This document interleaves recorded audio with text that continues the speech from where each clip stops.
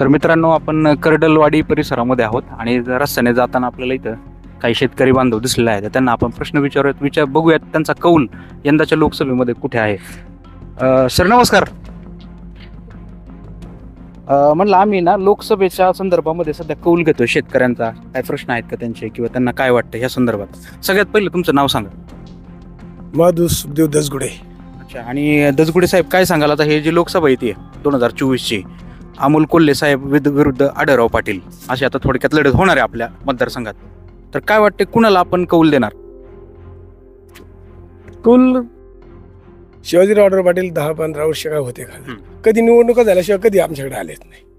कधीच नाही आले, कोणत्या कार्यक्रमाला नाही, कोणत्या लग्नाला नाही, कधी विषय कधी नव्हता होत ना त्यांचा. अमोल कोल्हे जरी असेल तरी पण तो काही ना काही तरी त्याचं आहे थोडंफार, त्यांनी केलंय थोडंफार तरी. म्हणून अमोल कोल्हेंना पाठिंबा देतो आपण अमोल कोल्हे पाठिंबा. काय वाटतं सध्या शेतकऱ्यांच्या काय कोणकोणत्या समस्या तुम्हाला सांगा? त्यांनी काय दूध नाही ठेवलेलं, दुधाचा रेट नाही ठेवलेला, खत डबल 300 रुपयाला गुण होते, 600 रुपयाला 800 रुपयाला गुण झाले ती. बरोबर. काय केलं त्यांनी? आणि दुधाच्या संदर्भात दुधाचा रेट आणलाय पार 22 रुपयावरून 18 रुपयावर रेट आणलाय दुधाचा. 22-22.5 रुपये रेट पडते आता. जनावराला खायला घाला ते परवडत नाही, तर त्याचा काही विषयच नाही ना काही. त्याच्यामुळे आपण आता अमोल कोल्हेंना सपोर्ट करा. अमोल कोल्हेला सपोर्ट करा. बोलत काय, जनावरांच्या बाजाराचं झाले तसे, खाद्य झाले असे, दुधाचा बाजार असा झालाय की ते सुद्धा परवडत नाही अजिबात ना. शेतकऱ्याला मजुरी द्यायला, कांदा वावरात पडलाय तो पण कोणी न्यायला तयार नाही. 10-12 रुपयाने 11 रुपयाने मागतात कांदा, आणि खर्च होतोय त्याला 2 पट ते 3 पट खर्च. कसं परवडणार ते? अशी निर्यात बंदी केलेली आहे कांद्याची, निर्यात बंदी केलेली आहे. आणि कुठं जाय थोडा बाजार वाढला का लगेच बंद करून टाकायचा, बाहेरून माल आणायचा. ही अशी तरह चालू आहे. आता पाऊस आलाय, कांदे वावरांनी पडल्यात, मजूर घेतोय 500-600 रुपये रोज.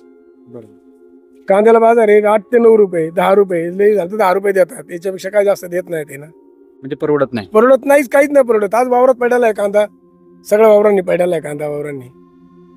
ठीक आहे, चला तर शेतकऱ्यांच्या प्रतिक्रिया आपण या ठिकाणी पाहतोय मित्रांनो. आणि जे काय अवस्था आहे ती दयनीय आहे. तर मित्रांनो, अजून काही व्यावसायिक देखील दुधाचे उत्पादक जे आहेत ते या ठिकाणी उपस्थित आहेत, तर आपण त्यांची पण प्रतिक्रिया घेण्याचा प्रयत्न करूयात. सर नमस्कार. आपलं नाव काय? रावसाहेब सुभाष दसगुडे. आणि आता ही लोकसभा येते, तर त्या इलेक्शनच्या दृष्टिकोनातून आम्ही लोकांची मतं जाणून घेतोय की बाबा अमोल कोल्हे विरुद्ध आढळराव पाटील अशी आता फाईट सरळ उघड आपल्याला दिसते.